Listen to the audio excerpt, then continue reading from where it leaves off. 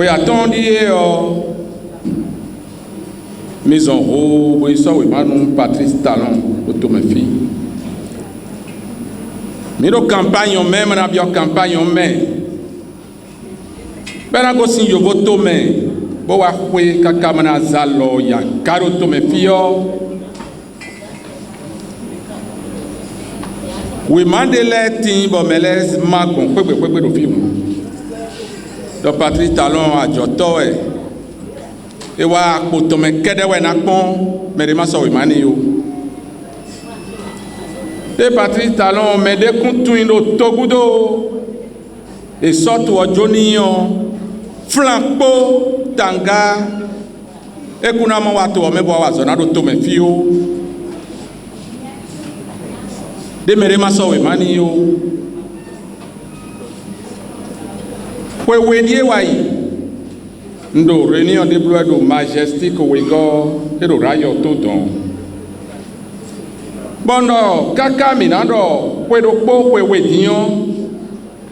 Goudron na gosin bourse du travail donc. Bon gamiton zinzino kwe honto kasi a jagboni sin kwe gudo. Pas bon pantin noir nous con. Bon me bidon elu a di bagay interne yen kaso aji. Wene nou ye me do fi bo in cadre de vie sin galère. On y bio plan e be sonumi. Bon plan sodo yeme. Bon me bidon kwede. Bon no ek bedion mi wuzu mi me do talon kudo le o mi me do talon kudo le no vi mchele. Mi wa wuzu zunko. Bon me de tiyo no zumi e ma imo wa ya. De ye die. I do market kedewe. Ene temi mu ikari tino yobo sera me fidi. Ema yobo sera me minero fidi ya. Yobo sera me dion ye kon fidi yon so mo fidi bu mra un ko de dion so mi mo ya. Ema yene ya. Mena tokunu no vimiton ajagbo ni gasien. Vimiton ajagbo ni gasien yolo mi donu wiwa elokon. Rewa yolo mi bo mi pledo fi. Même bise mi union progressiste PPP e we ka sonu wi wa lo doté bodo mi ni kenklen bo anon emi kudo bonu PAG Patrice Talon blo nous étons de medo 11e arrondissement mina do pede nu mi leji nous e ka yin bo me bi oro mi mo we me nyana le hogle do fiene o horo ko na don mi pon bona e jijan yon e wa yin do jile goudron ne nyobo Patrice Talon do biblo ne mi salo toni e do ne le biblo e nyona to oton mi ro mi mo e nyona me ro koro poton e ro wesu jide gudo ma una blo bo nu e blo Patrice Talon de nu to o me ro koro pona mondo kanu kuna mondo kweton gbe dagban to me mi ma se aye nous na don min de ko wa ndo jile nous e to e Patrice Talon mi anu kunu mi de bo mi no gudo ton kaka be wa do gbe inu mi wa e gbetiyan eyin goudron kede ame et c'est pas ve ou me nous e zombo no mi anu kunu mi on wa ndo fie mi gosi on wa mi na gbon vi mi ton la do ko gbe beno jame igbe da zome beno e wa zome no dinu konkuche no den ko itonsi to me fi ye jolo do justice sociale egbe dion vi mi tola do pegbe me ye me bi o ma zo a pepepe mi ro katon ko we vi to e kai konku egbe din bo wa zo a besoin na enveloppe me debu cho be na do vi to din a mi do be gbero to me fi yo mi ma do WhatsApp laisse we ya de no blo gbon ye me no blo le ma do di do WhatsApp di ba mi no si se we gbe ya yi ene ndudo nu me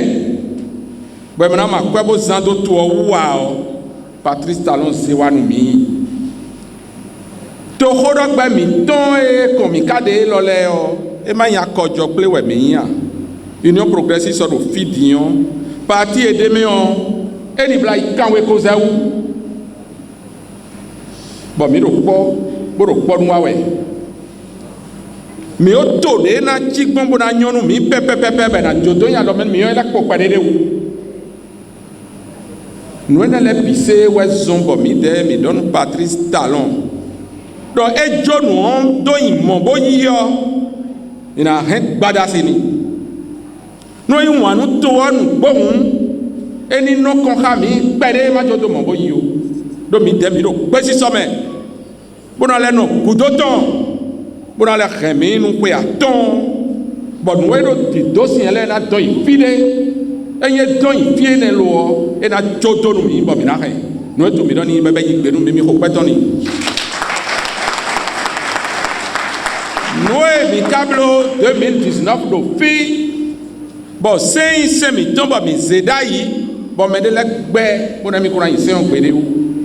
be wa ken sinkidi wa mi do fi man yobo sra me mi de do fi a koye dali yo to fine bro goudron to be no mo chomo wa fi yo to koye ne on so me 2019 1er mai 2019 bon mi wa yi va ho bodo se mi blole no e ma nyode me ale o ye mi di bo wa bodo mi di blodo me de tin bo gbe bodo e mi kuna wa no ne sisteme o parti woro ko e mi do kwene nu parti tene wa ple bo se ne le mi blodo bodo mi na wa yi somi e no blodo no se conseil le o somi mi blodo me da ho gasi ajagbo ni wa do meri e gbediyan me de la na no fine yelindo mi no fia bodo mi kuna blo gbede o mi kuna no fifa me blo gbede o no na hengle wutuo parti e de souton e gosime bole de gbe bodo me debu ma se we manu parti ene o ye katundo jile somi ene o we mi no yi choba president si somi e jawe dion ye na mo no yin parrain o bonana bokaro jile parti mi tone so me so we mana o mi ai somi ene o no era je ma je ya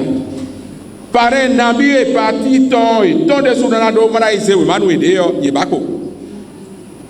somi on devo ne mi o le ko ngbe ne bon mi me karo Patrice Talon jile o mi zalo ji bodo ye ni bloc projet de société eton bon c'est candidat eton mi de mi na ye parrainage bon mi na ye ko ya pare ji yo le do nu do même yo ko ngbe ya yo le do nu do era mi kuna yo le do nu do era mi ko ngbe o nu kumi toni dote mi sana long bona igbe nu we je premier mai a me je mi démocratie me mi de mais maru d'accord ale o irin ado ni o ya ibo ni ko ndo fi ndo d'accord a mercredi le no da u vovo bo no tombo akọ ngbe kun e mo mi kun ni tumi do ko be do sisi mi we mi ke kle bo don ye de maru d'accord e da u mamu wa jule kun di do me de ma da lo to mi to wu mi o me de bu ma so ke hun ya wa fi o me de tun me de do e me hun mi do nu ye do vele mi kuna yi be na o. Je ne veux pas être long. Les amis ont souhaité que je puisse dire un petit mot en français. J'ai dit qu'il y a 5 ans, le président Patrice Talon, lorsqu'il a demandé à se mettre au service de ce pays, il y a eu certains de nos concitoyens, de nos compatriotes, qui ont dit qu'ils n'étaient capables de rien, qui n'était pas capable de s'engager pour le collectif, puis c'est un opérateur économique qui ne travaillerait que pour ses intérêts. Il y a 5 ans, lorsqu'il a demandé à être candidat ici au Bénin, nos détracteurs ont dit qu'il n'était pas capable de maîtriser et de mobiliser le moindre copec pour le financement du développement de ce pays. J'ai dit, il y a 2 ans, lorsqu'à Bégamé, je vous ai dit qu'il y aurait bientôt un goudron qui partirait de la Bourse du Travail et qui passerait devant Panthère Noire, beaucoup d'entre nous, beaucoup d'entre vous n'y avaient pas cru. Et qu'aujourd'hui, nous sommes à Kadiaou, proche de la Hève, et que tout ce quartier est asphalté. J'ai dit qu'au-delà des pavés, au-delà de l'énergie, au-delà de l'adduction d'eau, ce que Patrice Talon nous apporte de façon fondamentale, c'est la restructuration de notre économie, la lutte contre la corruption, sa capacité à nous amener à mobiliser du financement interne pour notre développement, que c'est ça le principal acquis de Patrice Talon pour nous. J'ai dit que nous sommes des partis politiques en construction. Qu'à l'Union progressiste, nous sommes plus de 100 anciens partis à nous fédérer pour constituer l'Union progressiste. Que le processus de notre maturation n'est pas encore achevé et qu'il est en cours. Et que le président Patrice Talon ne pouvait pas nous laisser en dépit si bon chemin. Et que c'est pour ça, massivement, nous lui avons demandé de pouvoir être candidat à sa succession.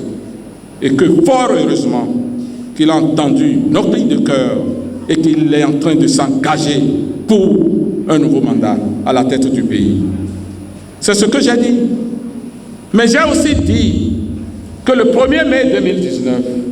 ceux qui se sont rebellés par rapport aux lois de la République ont brûlé des biens publics, des biens privés, que nous sommes ici à Majestic, et qu'à l'angle de rue qui nous mène vers Majestic, qu'on a brûlé un bien public et un bien privé. J'ai dit que les mêmes personnes ont commencé par vous dire le même complot. Nous avons été au dialogue politique. Les mêmes personnes ont boycotté le dialogue politique. Nous en sommes sortis avec des lois qui puissent nous fédérer et penser nos blessures. Certains se sont rebellés. Sur 11 partis, nous étions 9 à nous présenter au dialogue politique. À la veille des élections, les mêmes personnes ont donné des consignes pour saboter leur propre parti politique, pour les empêcher d'avoir le nombre de parrainages requis pour la suite du processus, et que nous sommes aujourd'hui à la veille de l'élection présidentielle. Et que les partis soutenant le pouvoir de Patrice Talon se sont engagés à parrainer les candidats issus de partis politiques porteurs d'un projet de société. Je vous ai conviés à leur demander de finaliser leur projet de société. Je vous ai demandé de les supplier à désigner leur propre candidat s'ils en sont capables. Que c'est ce qu'il faut faire, parce que nous n'accepterons pas ce qui s'est passé en mai 2019. C'était le message. Merci beaucoup. Merci beaucoup.